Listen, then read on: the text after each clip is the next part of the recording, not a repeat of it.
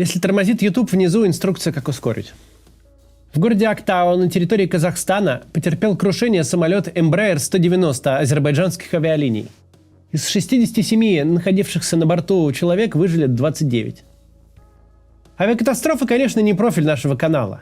Потому что, как правило, авиакатастрофы – эталонный случай форс-мажора, результат фантастического стечения обстоятельств, в которых нет никакой системности, из которых не следует никаких политических выводов. Но с этим рейсом, который следовал по маршруту Баку-Грозный, все иначе. Самолет следовал в Грозный в момент атаки беспилотников, в момент активной работы ПВО. Согласно официальной информации, аэропорт Грозного был закрыт, а самолет перенаправлен на запасной в Махачкалу из-за тумана. Но это с учетом обстоятельств вызывает сомнения. Первая выдвинутая версия о столкновении самолета с птицами звучит до предела неубедительно.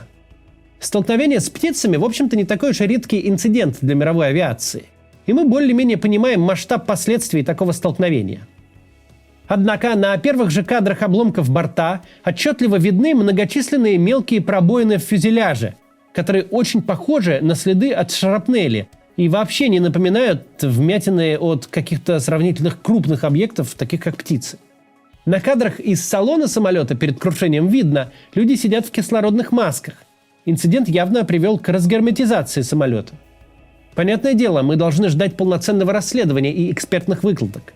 У нас нет экспертизы, чтобы по фотографиям и противоречивой ленте новостей мы могли сделать какие-то приближенные к реальности выводы. Но с нашей точки зрения картина складывается следующим образом.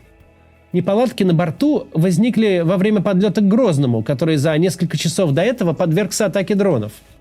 Таким образом, гражданский самолет находился в зоне максимальной активности ПВО. На фото и видео, что из салона перед крушением, что с места самого крушения, на них однозначно видны сквозные пробоины. Как минимум, нам кажется, можно предположить, что самолет был по ошибке атакован средствами ПВО, которые нанесли ему существенные повреждения, не позволявшие экипажу сохранить контроль на достаточном уровне для совершения успешной вынужденной посадки. Это предположение не просто не противоречит, но соответствует тем немногим фактам, которые у нас есть. Предположение, что самолет стал случайной жертвой ПВО. В этот раз у нас есть шанс узнать реальные обстоятельства случившегося и получить компетентное независимое расследование. Ведь самолет рухнул на территории Казахстана, произведен бразильской компанией и эксплуатировался азербайджанской. Это не тот случай, когда можно просто все засекретить, никого не пустить и рассказывать потом всем, что Пригожин с Уткиным друг в друга просто гранатами в полете швырялись. Если окажется, что самолет стал жертвой ПВО, то мы, в общем-то, подходим к ситуации максимально далекой от форс-мажора. К ситуации скорее неизбежной, чем случайной. В результате войны вся территория России в пределах 1000 километров от украинской границы стала зоной постоянного поражения беспилотниками. Закрытие аэропортов из-за воздушной угрозы по всей западной территории России, вплоть до Уральских гор, стало фактически ежедневной практикой. Буквально 21 декабря из-за атаки беспилотников был закрыт аэропорт Казани. Самый активный трафик гражданских судов, в том числе страшно нагруженный московский авиаузел, де-факто в зоне воздушной опасности. Гражданские самолеты, набитые пассажирами, летают как ни в чем не бывало в тех зонах, где средства ПВО в круглосуточном режиме охотятся за дронами. Даже сама по себе эта практика, что аэродромы и отдельные сектора воздушного пространства постоянно и внезапно закрывают из-за атак, не только не повышает безопасность воздушных перевозок, но и возлагает дополнительную рабочую нагрузку как на пилотов, так и на диспетчеров.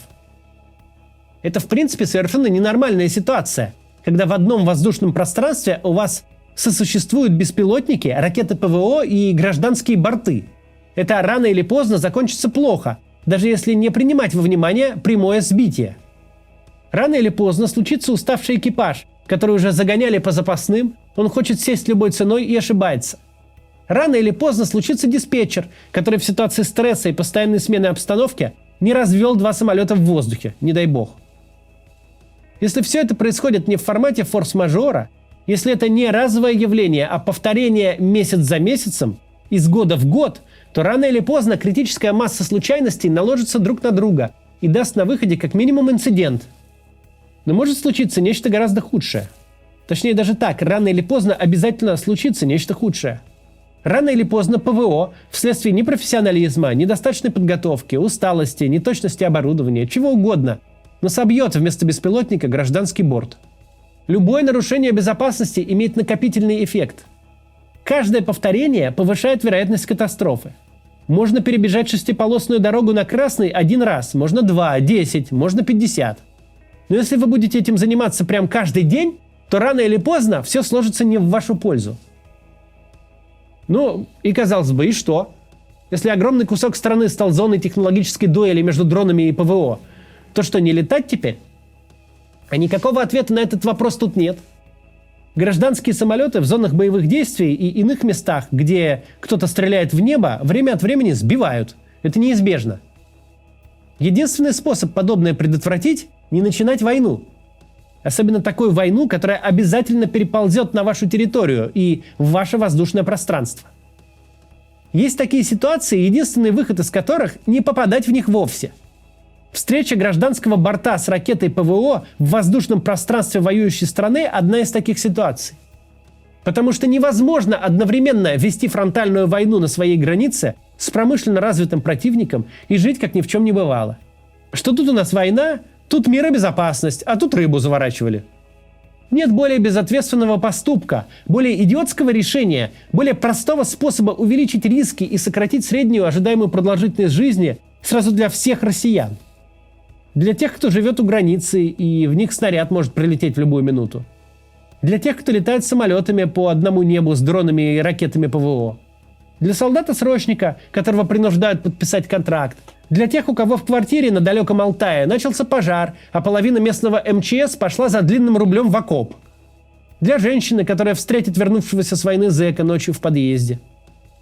Нет в России безопасного от войны места и такого образа жизни, при котором можно было бы сказать: эта война не повысит мои шансы на преждевременную смерть или какую-нибудь трагедию.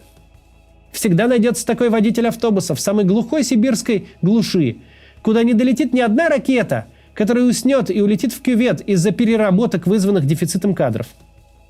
Понятное дело, жизнь тех, кто оказался на фронте, вообще штука эфемерная. Там люди долго не живут. Но решение развязать войну создает риски везде, всюду и для каждого. Любой риск становится выше, если в вашем городе водитель скорой получает 30 тысяч, а в военкомате ему сулят 3 миллиона. В таком случае риск вашей смерти, что от инфаркта, что от аппендицита, вырастает. Так уж устроена современная война. В ней не может быть победы. В ней нельзя ничего захватить. Но у нее точно будут последствия.